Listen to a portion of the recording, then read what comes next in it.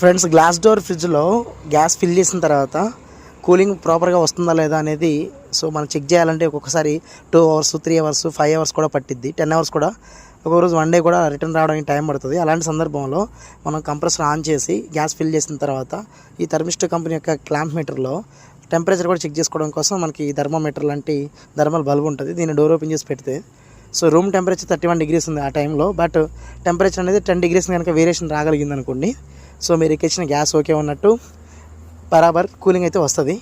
ఇలా కూలింగ్ రాకపోవడానికి రకరకాల రీజన్స్ ఉంటాయి. కండెన్సర్ దగ్గర ఫ్యాన్ తిరగకపోయినా, ఎవాపరేటర్ దగ్గర ఫ్యాన్ తిరగకపోయినా, కంప్రెసర్లో ఓవర్ గ్యాస్ ఫిల్ చేసి ఓఎల్పి ట్రిప్ అవ్వడం వల్ల కానీ, డోర్ బీడింగ్ సరిగ్గా పట్టకపోవడం కానీ, రకరకాల రీజన్స్ వల్ల మీకు కూలింగ్ అయితే రాదు. కండెన్సర్ చూడండి ఎంత డస్టీగా ఉందో.